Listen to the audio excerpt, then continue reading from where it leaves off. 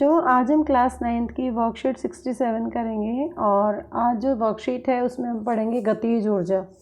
पहले Hindi medium students के लिए, उसके बाद इंग्लिश में होगी। ये आपका चैप्टर 11th का टॉपिक है गतिज ऊर्जा। गतिज ऊर्जा क्या होती है? जब भी कोई वस्तु गति करती है यानी मोशन में होती है तो हम कह सकते हैं उसमें गतिज ऊर्जा है। यदि कोई वस्तु विराम अवस्था में है तो हम उसको गतिज ऊर्जा नहीं कहेंगे। जैसे बहता हुआ जल, लुढ़कता हुआ पत्थर, चलती कार, इन सब के अंदर गतिज ऊर्जा है। तो इसको अगर हमें डेफिनेशन देनी पड़े तो उसको कैसे हम इसको डिफाइन करेंगे? गतिज ऊर्जा किसी भी वस्तु की गति के कारण उसमें उपस्थित ऊर्जा, मतलब यहाँ पे जो कारण है वो गति के कारण है, इसलिए उसमें गतिज ऊर्जा है। और इसको प्रभावित करने वाले कारण क्या है? वस्तु का द्रव्यमान। अगर कोई अधिक द्रव्यमान वाली वस्तु है तो उसकी गतिज ऊर्जा भी ज़्यादा होगी। वस्तु का वेग, जितना अधिक वेग होगा उतनी गतिज ऊर्जा होगी। मतलब ये दो चीज़ों पर डिपेंड करती है, एक मास पे और एक वेलोसिटी पे। गतिज ऊर्जा को गणितीय समीकरण से कैसे इसका फार्मूला हम निकाल सकते हैं? इसके लिए हम अज्यूम करते हैं कि माना कि कोई वस्तु है, बॉल है या और कोई भी चीज़ है जिसका मास है m और उसकी वेग जो गति कर रही है वो u गति से कर रही है। उस वस्तु के ऊपर बल लगता है, फोर्स, तो वो त्वरण करने लग जाती है a से। उसके बाद उसके वेग में परिवर्तन आ जाता है, वो जो उसकी प्रारंभिक गति थी वो उसकी अंतिम वेग में बदल जाती है और उसने दूरी तय की गई s।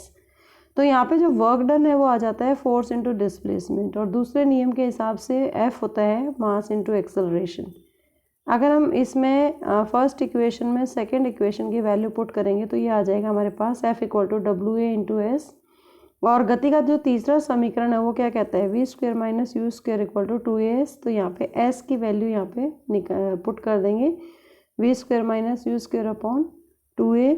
तो यहाँ पे ये लास्ट में समीकरण निकल के आता है half m v square minus u square.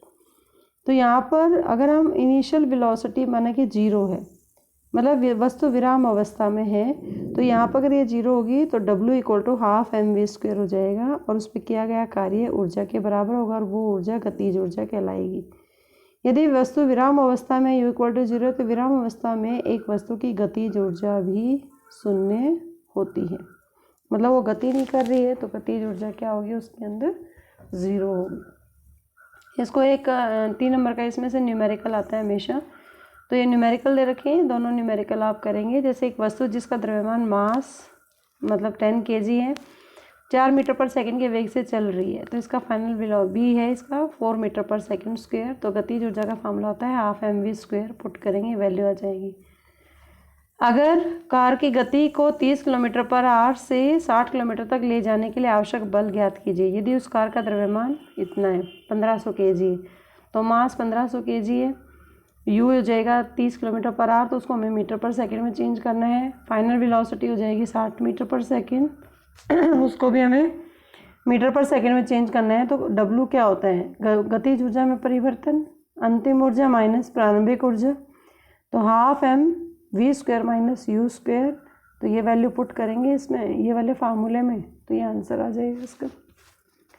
इसके बेस पे ये कुछ क्वेश्चंस हैं वो आपको अपनी नोटबुक में करने हैं, 5 क्वेश्चंस इसी के बेस पे ही न्यूमेरिकल्स दे रखे हैं जैसे ऊपर दे रखे थे।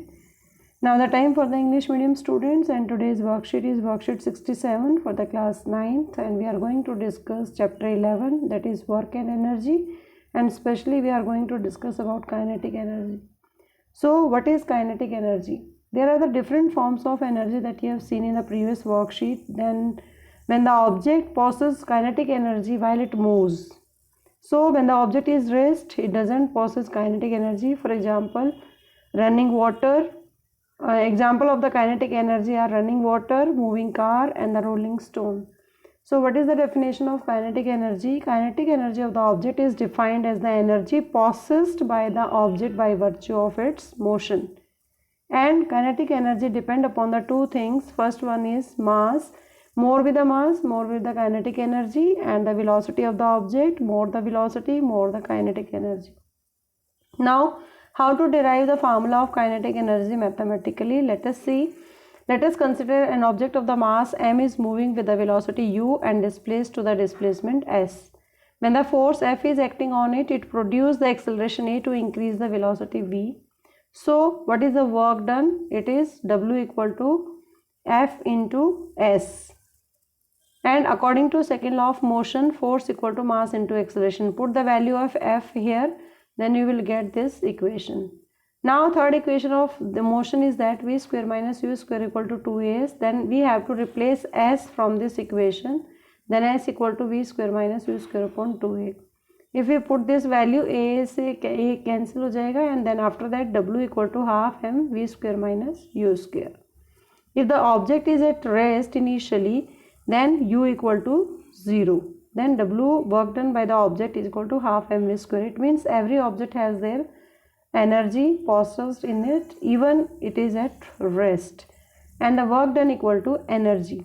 So kinetic energy can be written as half mv square. And for the object at rest, therefore kinetic energy of the object will be 0 when the body is at rest. Now on the basis of the worksheet, there are the two numericals here. First one is when the object of the mass m for 10 kg is moving with the velocity v. Then it is very simple. Mass is given, velocity is given. Then the formula of kinetic energy is half mv square. Then it becomes 80 joule. Now in the second example, calculate the work done. We have to find out the w. Then the car velocity is changing from 30 km per hour to 60. Then always keep in mind, if km per hour is given, then you have to convert first into meter per second. So u value is 30 km per hour and v is 60 km per hour, and mass of the car is 1500 kg. Then the work done equal to change in kinetic energy, that is equal to w equal to half m v square minus u square. Then put the values of v and u and m here, then you will get this answer.